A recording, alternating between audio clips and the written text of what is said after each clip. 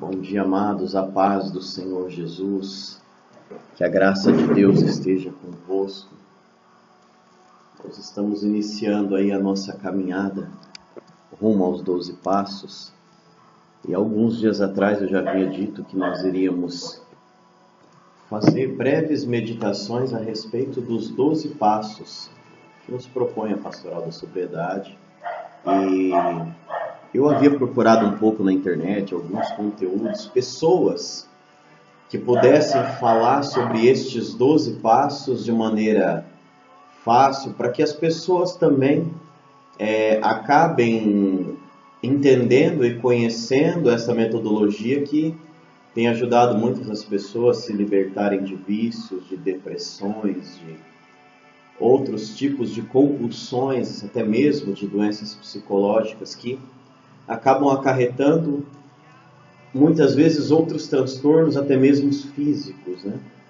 E a pastoral ela trabalha com 12 passos, uma caminhada longa de recuperação para o paciente, o dependente químico, depressivo, aquele que sofre de algum transtorno de psiquiátrico. E esse desejo que nós temos de partilhar é trazer na palavra de Deus estes 12 passos para que as pessoas comecem a compreender e até mesmo comecem uma caminhada e até mesmo a gente mostre que é possível viver um processo de recuperação. Que o processo de recuperação ele não é tão complicado quanto parece. Muitas vezes a gente vê as pessoas dizendo, olha, só Deus na causa mesmo, e realmente é só Deus na causa. É só Deus para fazer um processo de libertação com o paciente dependente químico. Mas existe um caminho para que essa graça aconteça. Existe um caminho para que tudo isso aconteça na vida do dependente. E esses 12 passos, ele visa trazer de maneira prática esta caminhada que faz o dependente no seu processo de recuperação. Hoje eu estou com o meu cafezinho, agora são 7h56, quase 8 horas da manhã, domingo, e a gente ainda debaixo da mesma unção do encontro de ontem à noite com os jovens na Paróquia Divino Espírito Santo. E o processo de recuperação ele começa na admissão. Tudo começa na admissão. Por que na admissão? Porque é na admissão que a gente descobre o quanto a gente se deixou levar pelo uso. Porque no tempo da nossa adicção ativa, a grande frase que nos norteava era: nós somos os donos da nossa vida, nós fazemos aquilo que nós queremos, da maneira que nós queremos. A vida é minha, eu faço do jeito que eu quiser.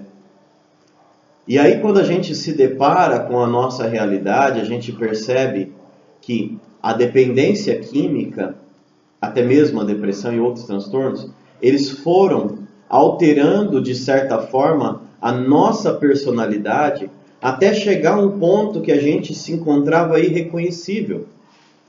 A gente foi se alterando na nossa personalidade, os nossos desejos, tudo aquilo que a gente era. Quando a gente olha para a vida de um dependente, muitas vezes a gente tem o olhar de condenação, de dizer, olha, essa pessoa ela está no lixo porque quer. Não, nem sempre foi assim. Nem sempre ela está no lixo porque quer. Muitas vezes a pessoa se deixou levar de uma tal forma que chegou um momento que ela não conseguia voltar sozinha. Então ela precisa de ajuda para voltar a si mesmo, para que depois ela tome a melhor decisão. Muitas vezes a gente é levado para a nossa compulsão de certa forma que quando a gente se percebe, a gente já não é mais aquilo que a gente era há 2, 3, 4 anos atrás. E aí existe também aquele processo que a gente chama de deterioração do caráter.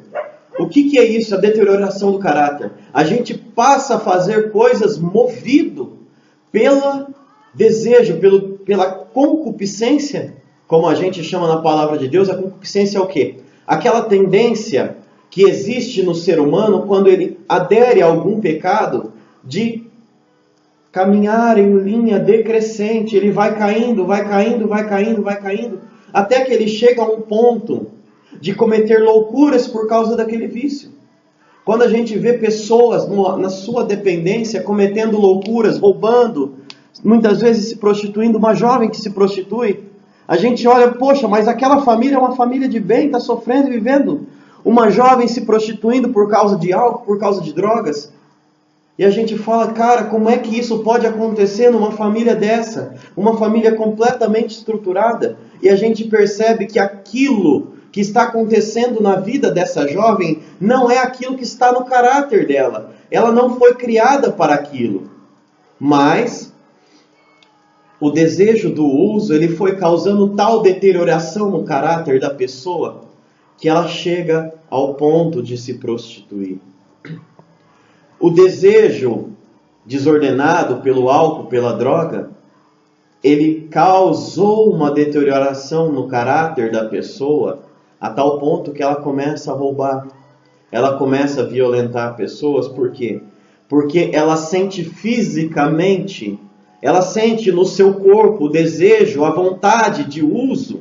Ela sente que ela precisa daquilo para ser feliz. E aí que está o grande problema. Aí a gente se pergunta, nossa, mas essa pessoa não vai se recuperar? Vai, é possível. Ela consegue se recuperar. Mas muitas vezes a gente começa a um processo de condicionamento da vontade. O que é esse condicionamento da vontade, gente? A gente traz dentro de si uma coisa chamada desejo e vontade. Quando a nossa vontade ela é enfraquecida, por exemplo, eu acordo de manhã todos os dias para trabalhar. Eu tenho o costume de acordar às 7 horas da manhã todos os dias para trabalhar. E o dia que eu acordo às 5 da manhã, eu sinto uma diferença. O meu corpo sente essa diferença. Mas se eu continuar acordando todos os dias 5 horas, o que vai acontecer com o meu organismo? Chega um momento que eu já não preciso mais colocar o relógio para despertar. Às 5 horas da manhã eu tenho o desejo de levantar e o meu corpo ele se adapta a essa situação. O condicionamento ao vício, ele é muito parecido com esse processo. A gente começa a usar pequenas quantidades de droga. A depressão causa também este condicionamento, muitas vezes a tristeza. Ela gera em nós um acomodamento da situação. E esse acomodamento gera o quê? Também esse condicionamento da vontade. Tanto a dependência quanto a depressão, ela causa em nós o prazer de estar nessa situação. Muitas vezes a gente percebe que um dependente químico, ele sente o prazer de continuar e continuar e continuar e não consegue parar. Por quê? Porque há um condicionamento. E então a gente precisa retirá-lo da sociedade. O que são as comunidades terapêuticas, as casas onde o dependente é internado? É esse oásis, onde a gente retira ele da sociedade, leva para um lugar à parte, onde não vai ter droga, não vai ter álcool, não vai ter diversas situações. Não vai ter, por exemplo, até mesmo a conversa a respeito do uso e da dependência.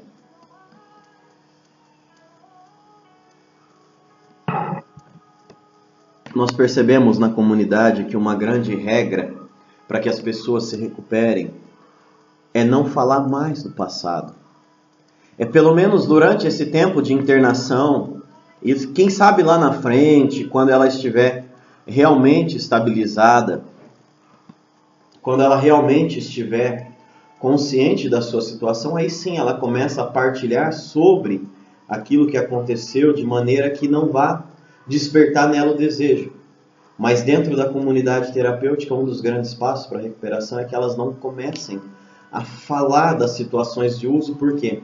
Porque tudo aquilo desperta novamente o condicionamento e o desejo. Desperta novamente a mesma deterioração do caráter que existia. E aí a gente entende que o processo de recuperação ele começa no primeiro passo chamado admitir. Porque quem não admite que tem uma dependência química nunca vai ser capaz de recuperar. Quem não está doente não precisa de médico. Quem não se machucou não precisa passar remédio na ferida. Quem não está enxergando que chegou ao fundo do poço não vai ser capaz de bater o pé na lama e começar a subir os degraus da subida. O processo de admissão na vida do ser humano, não só do dependente químico, ele é diário. Quando a gente olha para a nossa realidade, a gente percebe que a gente desceu níveis na nossa espiritualidade, desceu níveis na nossa situação humana. A gente começou a trilhar o caminho da descida que a gente muitas vezes chama de concupiscência, onde a gente é levado ao pecado. A gente percebe que a gente precisa, degrau a degrau, trilhar o caminho da subida. O processo da admissão nós vamos ver no segundo livro de Samuel, e eu estou aqui com ele. A gente vai ver Davi, no capítulo 11, 12. Davi, um homem que fora escolhido por Deus. Olha só a situação. Nós estávamos falando de dependentes, depressivos, pessoas com transtornos psiquiátricos. Agora nós estamos falando de um homem que foi escolhido por Deus. Ele foi escolhido a dedo por Deus. Antes Deus havia chamado Saul, mas nenhum chamado a Saul tem comparação com o chamado a Davi. Deus chama o profeta Samuel na casa de Davi ante tantos irmãos com diversas habilidades, méritos disso e daquilo, e Deus não escolhe nenhum. Deus fala, é outro. É aquele pequenininho que está ali, aquele que ninguém dá nada por ele, aquele que está escondido, aquele que busca intimidade com o amigo. O pastorzinho de ovelhas. Davi não era grande guerreiro, mas ele foi matar Golias. Porque Davi admitia sua fraqueza. Veja onde Davi, nos capítulos 11, 12 e 13, vai mostrar a grande queda de Davi. Davi, quando ele cai no seu pecado com Betsabé.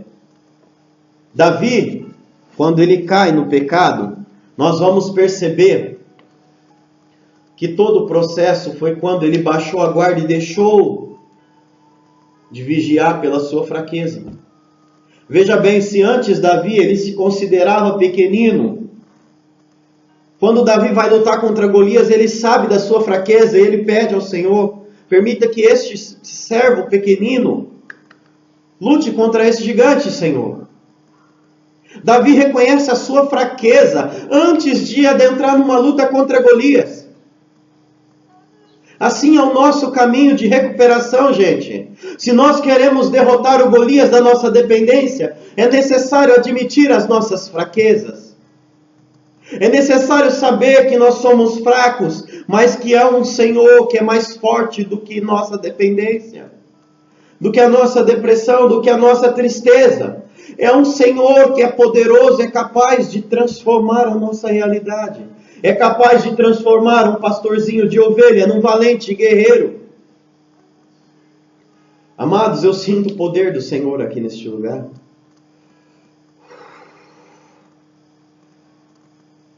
E olhando ainda o capítulo 11, 12, nós vemos que este mesmo Davi, agora consagrado rei adulto, Davi deixou de ser guerreiro. Olha que diz o capítulo 11. E aconteceu que, tendo decorrido um ano, no tempo em que os reis saem, enviou Davi a Joabe e seus servos com ele, e todo Israel, para que destruíssem os filhos de Amon e cercassem a Rabá. Porém, Davi ficou em Jerusalém. Aí que está o problema, amado. Davi era guerreiro. Ele não foi para o campo de batalha. Davi deixou de batalhar. E quando ele deixou de batalhar, ele baixou a guarda.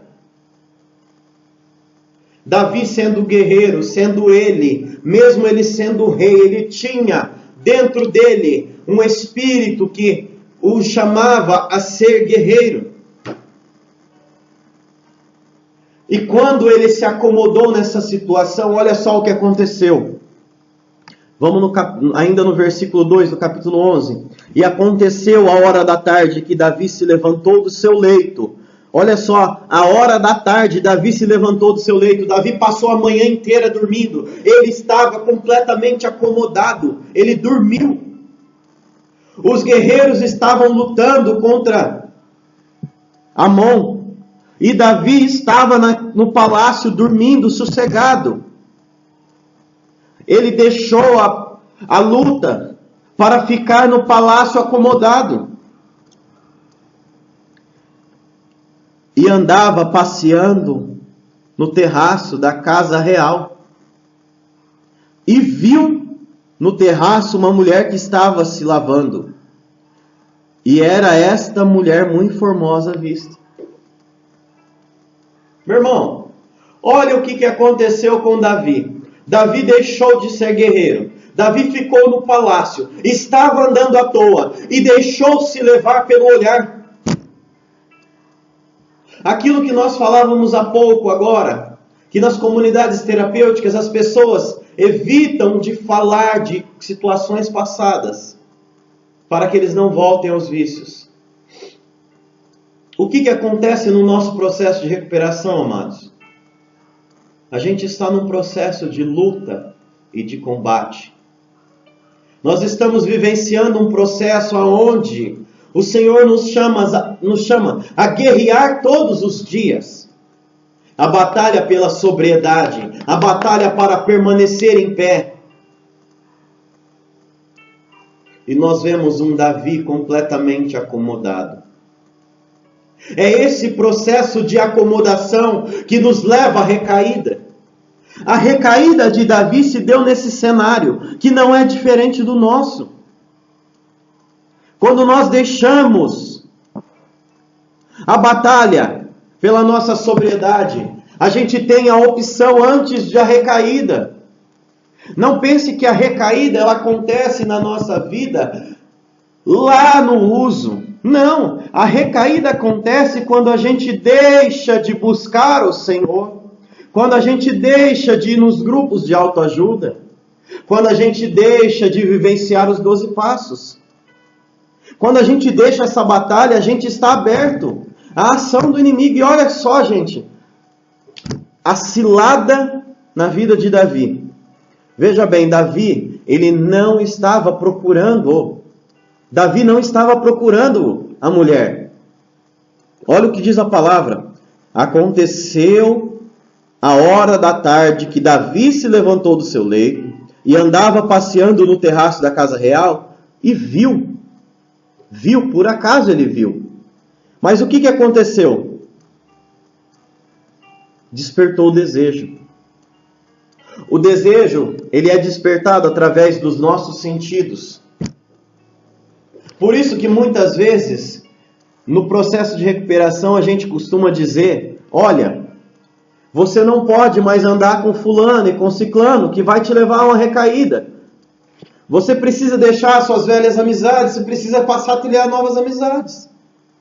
Por quê? Porque o ambiente, ele me favorece a queda.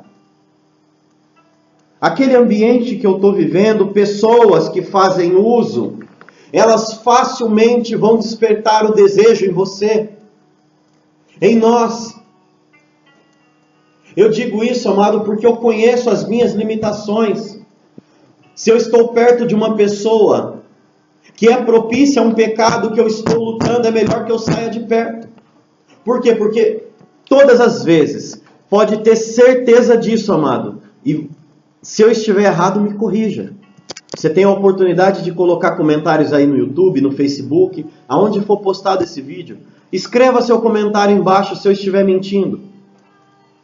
Sempre que você estiver lidando com uma fraqueza, vai aparecer uma pessoa que vai despertar em você essa fraqueza. O inimigo vai colocar na sua vida pessoas que despertem essa fraqueza em você. que te chamem à recaída novamente. O que está acontecendo aqui com Davi? Queda. Depois nós vamos perceber, e continuando a palavra, que Davi chamou Betsabé. Perguntou aos seus servos quem era a mulher. Olha só, o rei começou a se rebaixar perante os seus servos. Colocaram eles para descobrir quem era a mulher. Colocaram eles para buscar a mulher. Teve relação com essa mulher. Engravidou a mulher. Quando ela engravidou, o que ele fez? Chamou Urias. Pediu a Urias que fosse, dormisse com a sua mulher. Urias não foi. Embebedou Urias para que ele fosse. Não foi. O que ele fez? Mandou colocar Urias na frente da batalha. Urias foi morto. O que Davi fez quando Urias foi morto? Pegou a mulher, trouxe para o palácio. Falou, olha a mulher do meu irmão, rapaz. Tadinha. Tá grávida. Urias foi morto na batalha. Eu vou acolher ela de todo o meu coração. Olha a hipocrisia de Davi, aonde chegou. E Davi não era assim. Essa é o quê? A deterioração do caráter que a gente falava.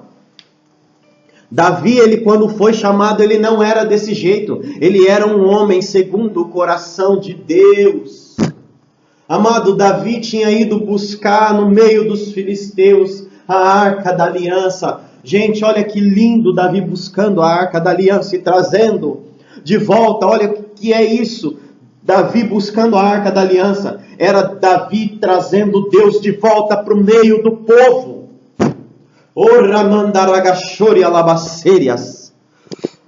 Jesus. Era Davi buscando Deus de volta, trazendo para o meio do seu povo, dizendo, olha, o Senhor está de volta. E o povo fazia grande festa. Gente, o que aconteceu com Davi nesse tempo?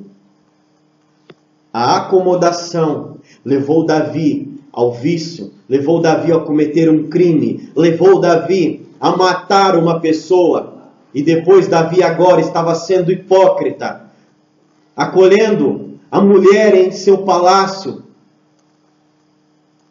Ele queria demonstrar ao povo o quê? Olha, era um rei misericordioso. Olha como é bonzinho esse rei. Ele acolheu a mulher de Urias, que agora ia ficar viúva, não ia ter condições de criar o seu próprio filho. E Davi tomou ela, colocou dentro do palácio e fez, olha que maravilha que é o rei. Mas presta atenção numa coisa. Tudo pode ficar oculto às pessoas, mas não está oculto diante de Deus. Eu gosto muito de uma frase que dizia o Padre Léo: o diabo ele ajuda a fazer, mas não ajuda a esconder o pecado.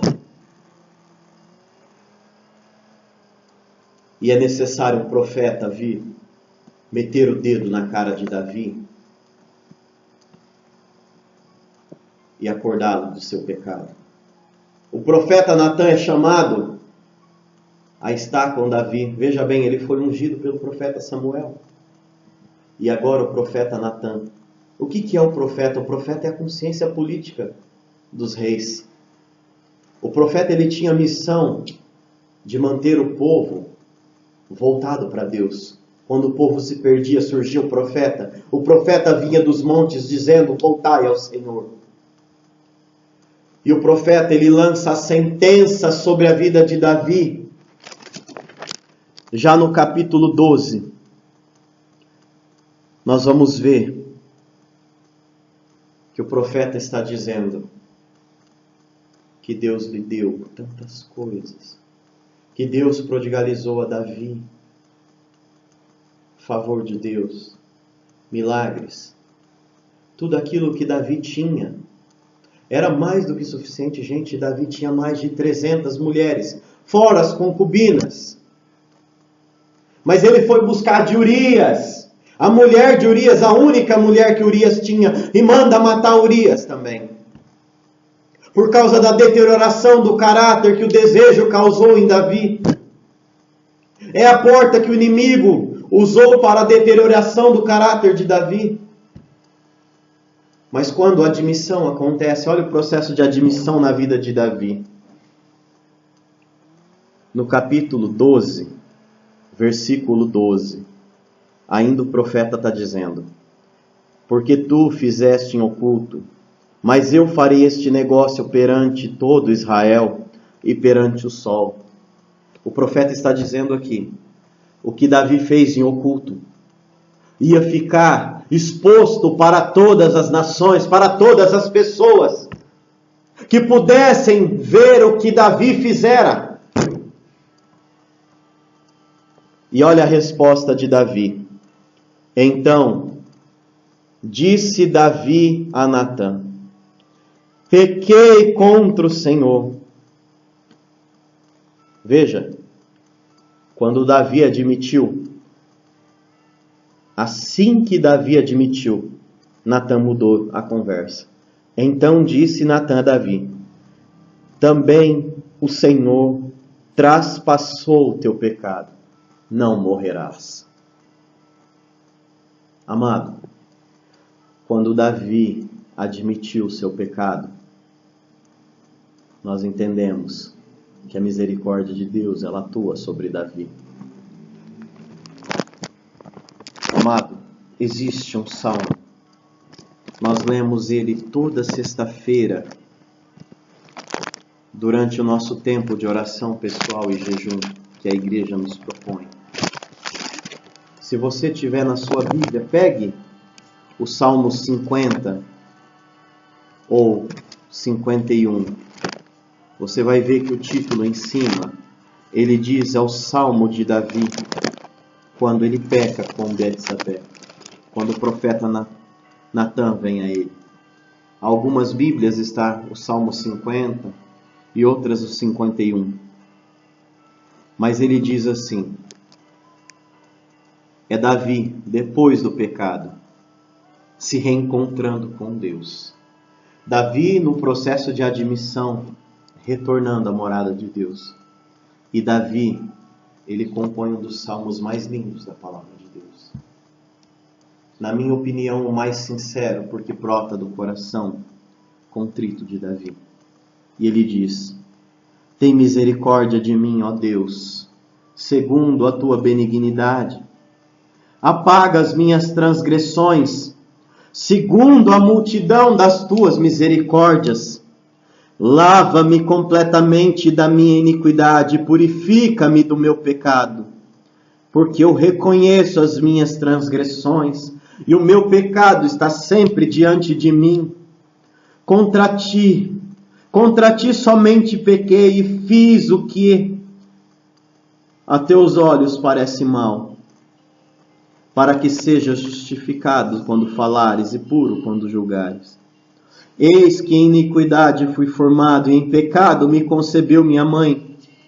Eis que amas a verdade no íntimo e no oculto me fazes conhecer a sabedoria. Purifica-me e eu ficarei puro, lava-me e ficarei mais alto que a neve.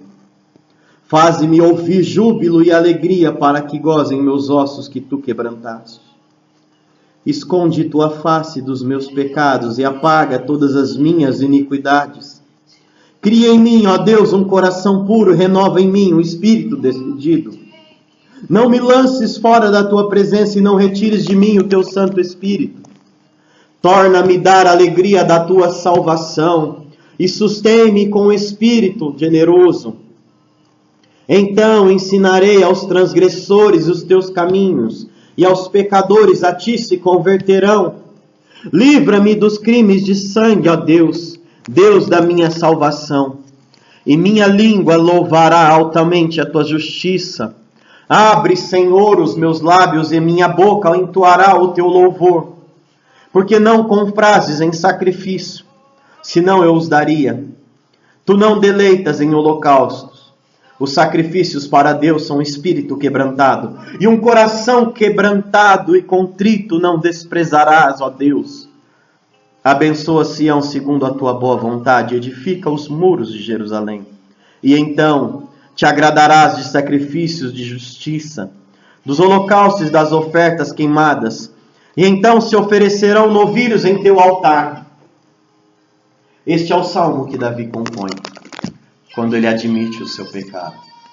Quando nós admitimos, é necessário, e Deus pode entoar um canto novo na nossa vida. Quando nós admitimos o nosso pecado, a nossa falta, Deus é capaz de transformar a nossa vida de choro e lamento em cantos de júbilo e alegria. Deus é capaz de retomar a alegria da salvação. Deus é capaz de retirar-nos da tristeza e nos colocar num ambiente de glória novamente.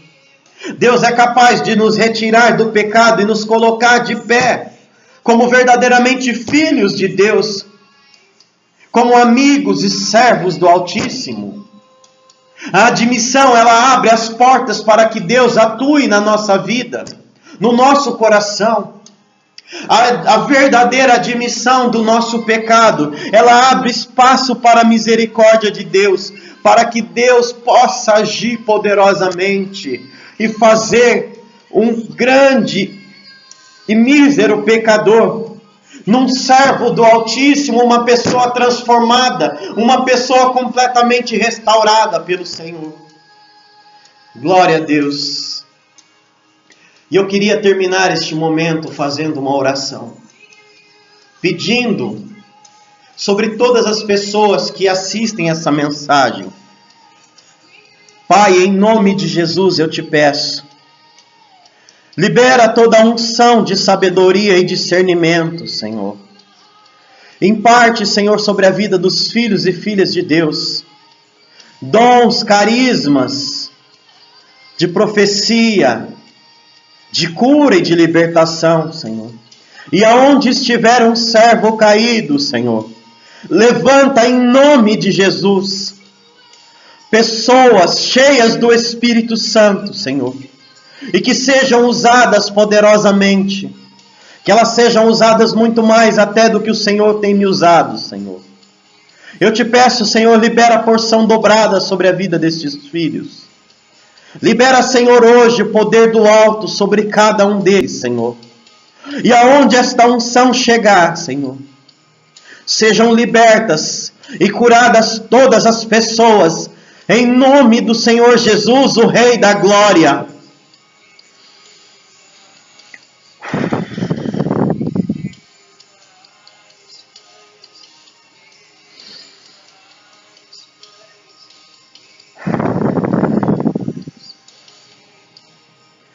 Receba em nome de Jesus o poder, a graça e a unção do meu Senhor. Libera sobre este povo, Senhor, um avivamento, Senhor, poderoso, capaz de promover a unidade entre os filhos de Deus. Rompe, Senhor, todas as divisões. Caia por terra hoje, Senhor, feitiços lançados contra o teu povo. Caia por terra hoje, Senhor, em nome de Jesus, enfermidades, tumores, malignos ou benignos. Caia por terra hoje, Senhor. Palavras de maldição. Eu libero em nome de Jesus sobre teus filhos e filhas decretos de honra sobre todos estes filhos que querem se levantar, que desejam o poder do Espírito Santo. Eu libero sobre a vida deles hoje, ó Pai, em nome de Jesus, decretos de vitória, decretos de bênção sobre a vida deles, Senhor. Eu libero hoje, ó Pai, decretos de restauração de vidas, pessoas que vão se levantar e que não vão se vender pelo dinheiro, que não se entregarão a mamão. Ora mandaraga sheri alabassorias temante rebecanda ramas erebianda ragashorias. Libera, Senhor, uma unção de avivamento sobre estes filhos e filhas, Senhor.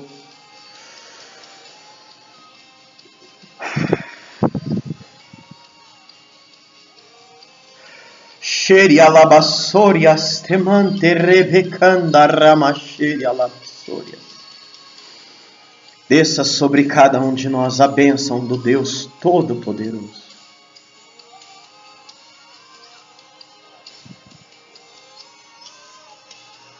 Amém. Amém. Que o poder do Espírito Santo se apegue sobre a sua vida e permaneça para todos sempre.